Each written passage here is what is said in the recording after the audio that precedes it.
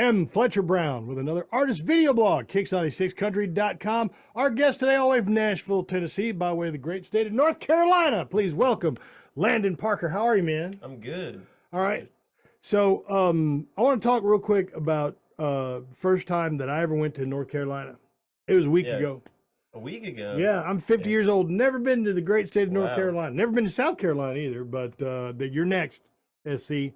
But I just say North Carolina is beautiful, man. It is. I grew up in the foothills in a little town called Yadkinville, North Carolina. I'm so glad you said that because I was so gonna butcher the name of your hometown. How are you gonna pronounce Like it? Yadkinville? Yeah, that's right. Is it? Yeah, Yadkinville. Yeah. Oh, yeah. Yeah, We'll see. there we go. There we go. Yadkinville. A plus. All right. So tell us about. I've never heard of Yadkinville. So you said it's kind of centrally located. Talk to us a little bit about it. Yeah, it's in the foothills, so it's basically just a little small town. It's got, corn and cows and redneck people. Way too many gas stations. Like 7 churches. Okay. And 1 bar. And we used to never have a bar, but now we have one. So. Well, when did you get the bar?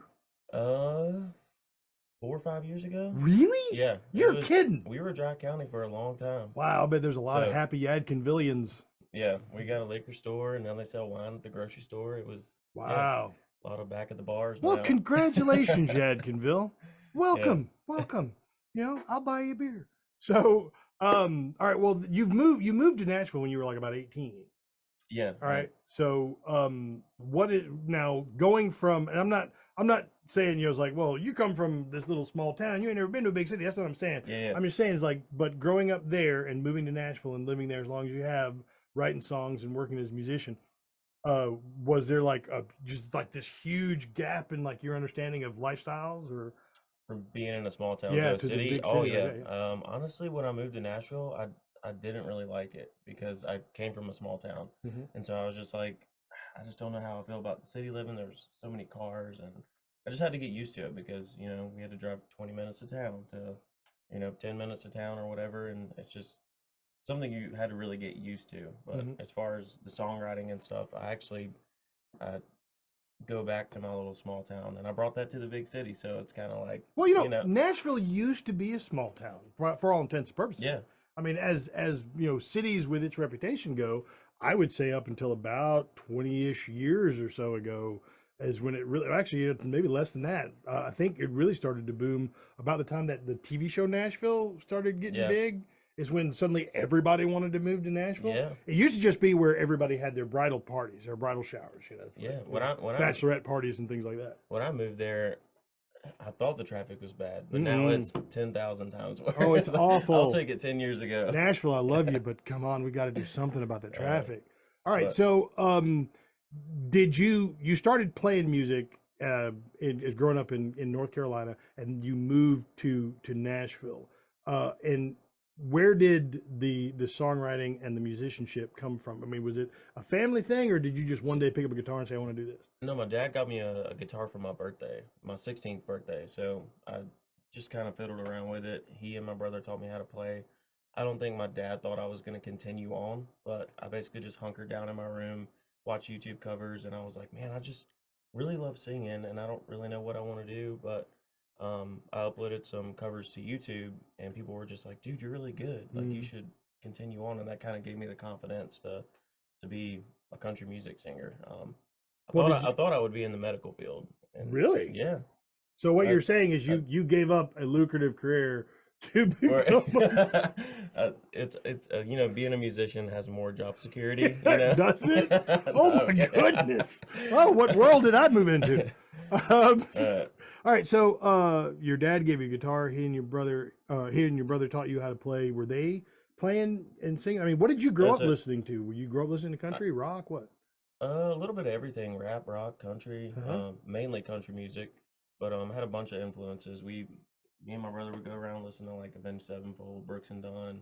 But wow, that's talk about disparate. Eminem. You just go down the list. Yeah, I just love good music. Honestly. But you landed on country because you love good music. You landed on country. Yeah. And so now you're in Nashville.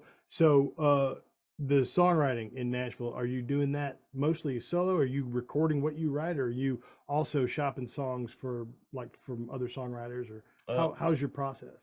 Basically, I start out with a title, and I typically have co-writers on the song, but I'm still trying to land that huge cut. Yeah. You know, I am writing for myself mostly, but you know, having a Blake Shelton cut or Tim McGraw cut, that would be life changing. And you see that with Hardy and Morgan Wallen and people like that. Have you made any contacts, like met any really big Nashville songwriters yet, or have you had an opportunity to be in a room with somebody who's got like, you know, hit after hit after hit on the songwriting credit? Crazy enough, I wrote with one of the guys that wrote "Let Me Down Easy." Oh wow! And so I entered a contest when I was 16 and won, and I sang "Let Me Down Easy," and that's, you know, what I won with. But I got to write with him 8 or 9 years later, so I got to tell him that story of like, dude, you were basically the reason that I'm doing music right now. So it was complete, like, full circle. But yeah, we'll see some other people I've written with. Will Nance, he's wrote She's Everything. Yeah, no Will Nance. Yes, yeah. Absolutely do. All right. Well, all right. But, so at the start of the year, you had a single, Your Baby Girl. And 2020 is kind of a big year for you because it's like, you know, you popping up on like, you know, the Songwriters Festival in Key West, you know, CMA Music Fest. But you've got a single out right now that just dropped in July. Yeah. Back at the Bar. Back at the Bar. Back at the Bar that Yadkinville just got. Back in the Bar. All right. So that's one that you wrote, or is that one that you found? I wrote that song. Okay. Yep. So, well, what's it about? Basically a Hair of the Dog country song. Basically getting too drunk, and then I just felt like, you know, you have those nights, but you always have that friend that'll text you or something. He's just like, man, you want to go out? And you're like, no, because I'm typically a stay-at-home person. But I feel like I have that friend who will convince me to go out back to the bar, and I'm like, dang it. But you just always find a reason to go back. Yeah, we all had that friend. Sometimes I miss him. Yeah. Sometimes. Not all the time, but sometimes. Yeah. All right. So, Back at the Bar is charting now. It's doing great, and it's one that I think a lot of folks can easily plug into. Yeah. What's the album look like? I mean, is the album done? Do you have like that completely done? Is it ready to release, or is it still forthcoming? So that was just a single that we put out, but we have recorded like 2 or 3 more songs to go out with it. Still working on some more stuff, but we have, I think, like 2 officially done, or no, 3 officially done. We're just kind of figuring out what the next single is going to be. It's between 2. It's either one that I have called "Taught Me the Rest" or "Hands On." But yeah, I'm super stoked about it. But Back at the Bar, I just opened up for Tim McGraw, and people were just like screaming that song back to me. That feels good, doesn't it? Yeah. And I know, like, we just put it out, and I like teach it to the people, and then I just have them sing along. But just every single time that I play that song, it is always just insane of how many people scream it back to me. Who knows? So this could be the breakout hit you've been waiting for. I hope so. All right.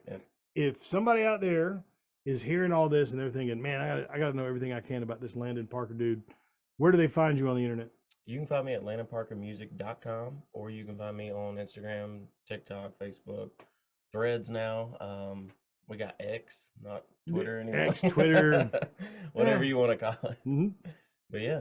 All right. Y'all go find me. Landon Parker is our guest. The single is Back at the Bar. I'm pretty sure you know it. If you want to hear it, make sure you call me at Kicks 96. We'll be happy to play it for you. All right. Find him on all the social media. Landon, thanks so much for visiting us. Thank you for having me. Appreciate you. Look for a live performance from Landon Parker, El Sarah here on our YouTube channel, and we'll see you next time on an artist video blog, Kicks96country.com. I'm back at the bar, shooting the whiskey, tipping over tipsy, throwing down 20s. I'm back at the bar, an amateur pool shark, no good at throwing darts, but I'll shoot the bullet and hit the maker's mark. I don't want to hear last call, I'm having a good time. Tomorrow's gonna be hard. I'm back at the bar.